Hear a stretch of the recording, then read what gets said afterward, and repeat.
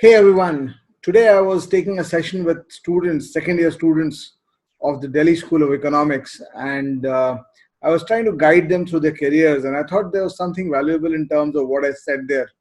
And that is an idea that, or the gist of one of the three ideas that I shared with them, is something I wanted to share with all my subscribers on the Arun Sharma Academy.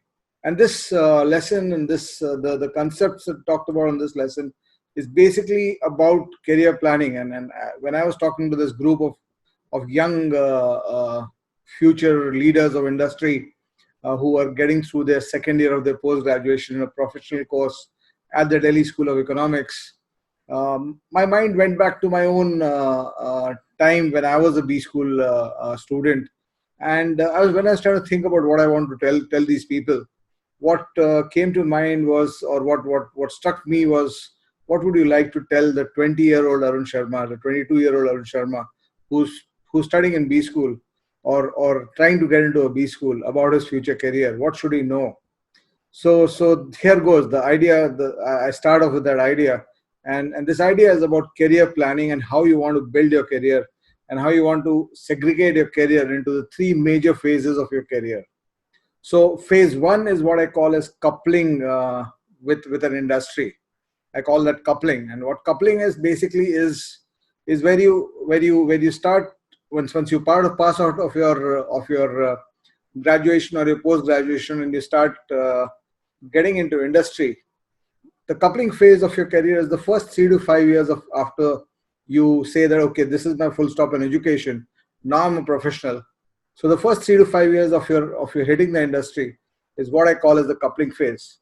And one of the reasons why the coupling phase is very important is that when you come out of your B school or your engineering college or your graduation college, when you enter your first industry or your first job, you might not it might not be the ideal industry for you to enter. I mean, so you might not enjoy that industry. It might not be built for you. And I was giving this example, and which I talk all the way about. If you have a competition between the elephant and the monkey, and the competition is about climbing the tree, clearly the elephant is up is basically running the wrong race, or he's in the wrong competition. So that should not happen, because that is a tragedy to your career. Imagine somebody who's a great salesman, and he gets stuck in a office job, or vice versa, and that kind of uncoupling or bad coupling is something that will be very detrimental to your career as you keep going on. So what should be your first perspective? Should clearly be in the first 3 to 5 years after education, and that's where I would put the limit to where the coupling should end. Latest 5 years after education, age wise, I think 26, 28 is a good age to tell yourself that this is the industry, or this is the kind of job process I'm coupling myself into.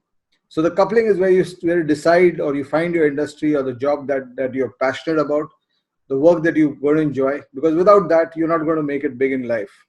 So finding that job, as Aristotle said, find a job you love and you will never work a single day of your life.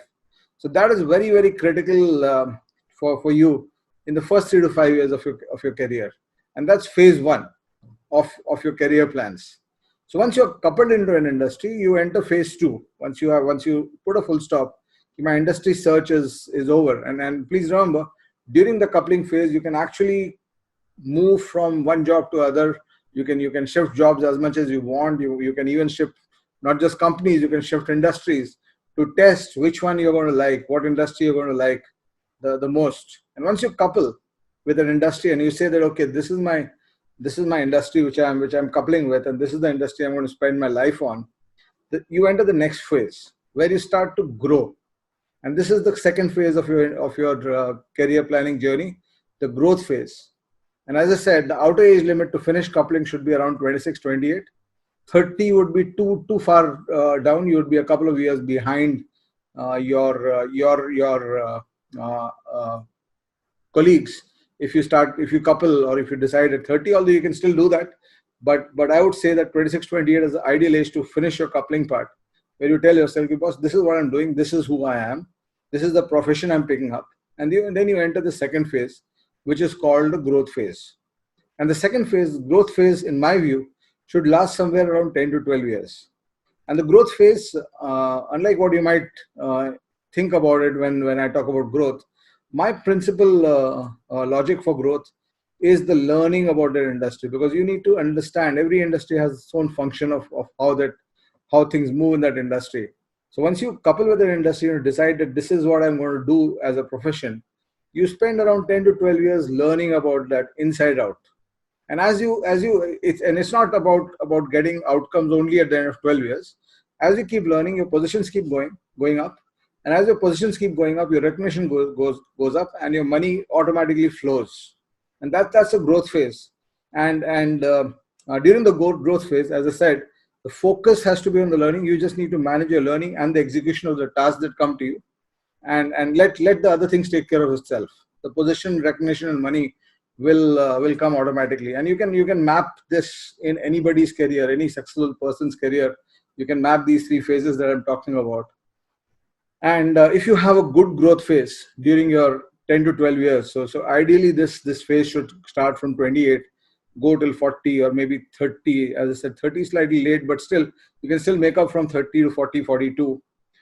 The third phase of your career gets entered at that point, where the third phase of your career is dominance. You start dominating that industry. And if you're going to dominate your industry, signs of that will be visible to you around 5-7 years, halfway into your growth phase.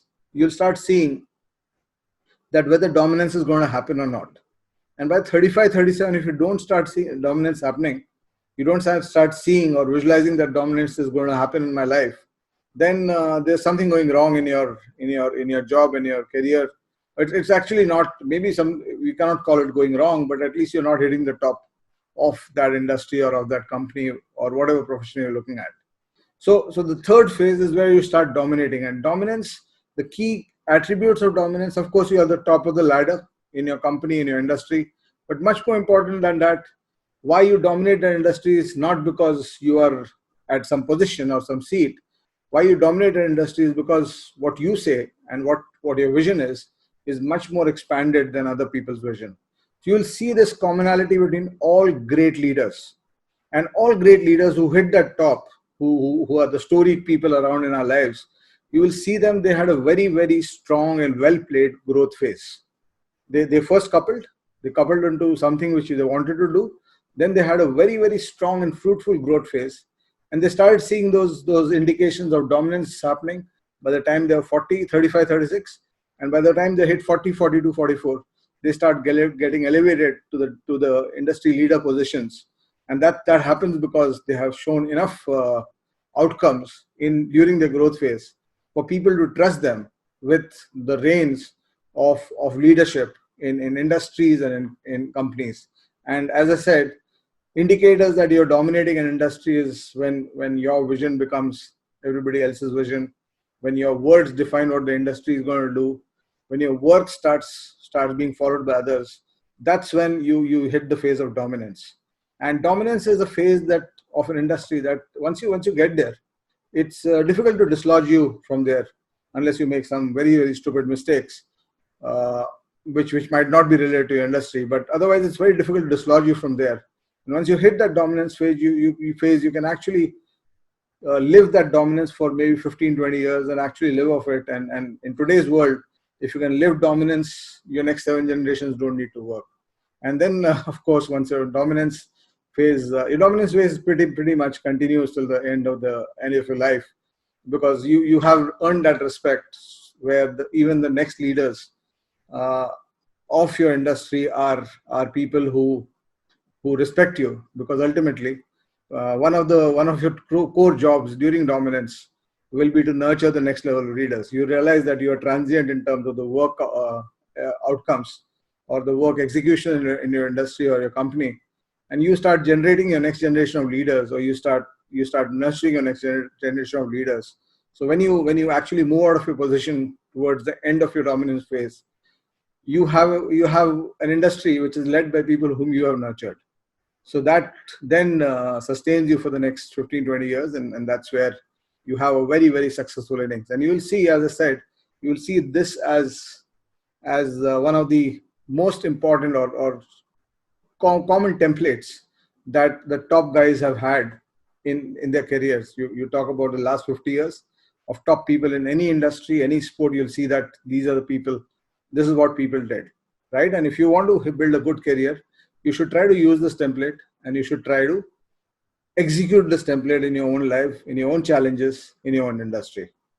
Thank you so much for listening in.